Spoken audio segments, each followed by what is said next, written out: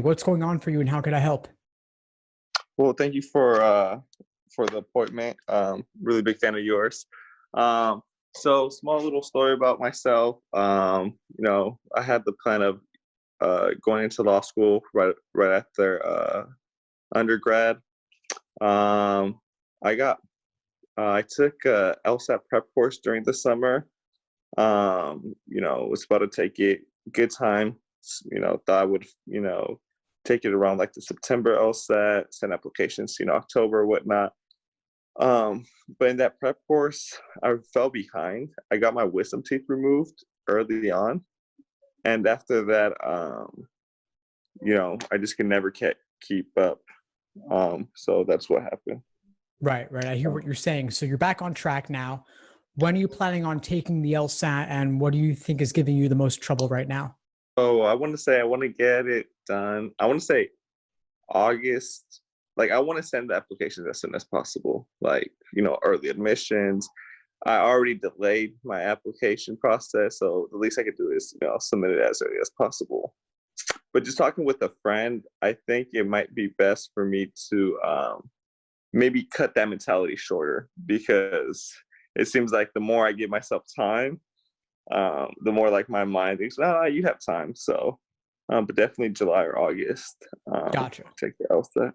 Yeah, good. I think there's a lot of value in picking a target and sticking to it just to keep you on track and to keep you motivated, especially if you're stuck at home under quarantine and feel kind of aimless, so much uncertainty in the world. But regardless that you are going to take the LSAT at some point, whether you're doing the flex or the digital, either way, the content is the same. So focus on mastering the content, the games, reasoning, reading comp, the sections, the pacing, all of that still applies. Mm-hmm. Right. I would say my biggest, where I need the most help, or where I need to put my time in right now, is logic games. So I have your subscription, which I really need to get onto. I haven't finished it. I've gone like halfway and I'll forget and restart it. But that's where that's where I know the least, the ones that intimidate me the most. Maybe that intimidation factor is why I don't go through with it. The other games, I'll probably be buying your more of your stuff, because I was a big fan. But I do have some, like, a good sense of like understanding of them. It's just like, getting better, but my plan right now is do your learn the logic games through your video course, and then buy your planner, the LSAT planner, which the weekly ones, because it seems like I have or the daily ones. So yeah. Yeah, perfect. You've got the plan of attack, you've got the course. So basically it'll show you exactly what to do every single day over the course of your prep, which books to read, which chapters to read specifically, which articles, which course video lessons to complete, and then do several LSAT practice problems of that type. And if you need a different study plan, just reach out to me and I'll send it to you. I think it's really important that you have that level of specificity regarding what to do so you can stay on track and you complete these specific things in this exact order. It removes all the guesswork, so you can just progress one baby step at a time. So it makes the whole thing seem a lot less overwhelming and a lot more manageable. Content do you have to buy there, which I don't mind? All you need to buy to use my schedules are the actual LSAT exams published by LSAT, and you can get them in the prep books on Amazon. You can use PDFs if you happen to have those. And what I really recommend is to get the official LSAT Prep Plus from LSAC, so that you have the exams in the exact same digital format that you'll be doing them on test day. Yeah. I saw one of your posts yesterday, and then I screenshotted it because I thought it spoke out a lot to me. Like, it was like the process of studying for the LSAC, and it was like something about like learning, and then something. Yeah, laser. Yeah. Yeah. So I would still say, humbly speaking, I'm still in that laser, or in the L part of the LSAT, studying for the LSAT, but I just have to get to it. Like, I wrote a pretty good personal statement, I would say. I've been working on that since like the winter, and then just recently in quarantine, I have a second good draft. I have the president, extracurriculars, great internships. So it's just the high GPA. It's just the LSAT score, which I need to finish my application process to really be competitive. Yeah. Well, the good news is that it sounds like you have the other parts of your application already pretty strong. You've got the Mhm. extracurriculars, you've got the GPA. Now just put icing on the top with the killer LSAT score. And that's actually the most important part of the Right. application overall. So if you can master that, you're a shoo-in. And so the fact that you're at the L portion of laser right now, the first stage of LSAT prep, learning the theory, that's totally fine. You've got 3-4 months till you take the LSAT. You said you're aiming for July or August, and we're in mid-April right now. You've got plenty of time to master this exam. If you've got my course, you actually already get a day-by-day study plan included. And if you need a different one, just email me and I'll send it to you. And it'll give you the concrete steps that you need to remove the guesswork. And so you want to move from L to A to S to E to R, learning, accuracy, sections, exams, and review. It'll take you from beginning to end, and it'll show you how to pull in the course lesson videos in conjunction with the prep tests. And Right. like I said, do the prep tests in the digital LSAT format on LSAC's site. Whether you're doing digital or online with the Flex, doesn't matter. Either way, the format is the same. The countdown timer, the one question at a time, all that stuff is in there. And so you'll be practicing exactly like you're going to have it on game day. Yeah, yeah. Another part that just reading your emails I've really liked. I like the meditation aspect of it. I didn't know how important that is. When I was studying for the LSAT during the winter time, I even downloaded the Calm app. So I don't know if you have that out there, Yeah. but definitely I would recommend, and just for overall great, for sanity, as well as something I've done with at least my personal statement, which I got from you, is the money. So me and my friend are now being accountability partners to each other, and I was like, if I don't send you my personal statement, I'm gonna owe you like a certain amount of dollars. So actually, funny thing is, I have $15 on today to start again with the LSAT process. So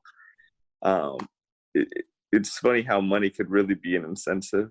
It is. And that's the thing, the price aspect of this. You put the incentive on yourself.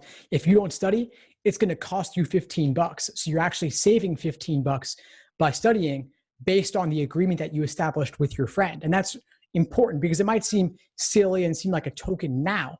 But if you think about it, you get a top LSAT score, you get thousands and thousands of dollars in scholarship money. So what we're doing is we're taking that pot of gold at the end of the rainbow and we're sprinkling that gold all along the way, all along your path between now and then, so that you have a bit more immediacy in terms of the incentives. But the payoff at the end of this process, when you get that top score, is enormous. But like you said earlier, if the LSAT seems far off and distant, it's less urgent in the short term and other things can get in the way.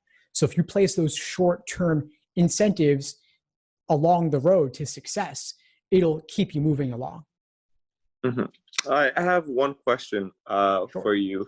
And again, this is something I got from you. The schedule, which seems really smart, wake up early and then hit that 9 to 12 and then, lunchtime or whatever, then 1 to 3, and then you still have time overall over your day.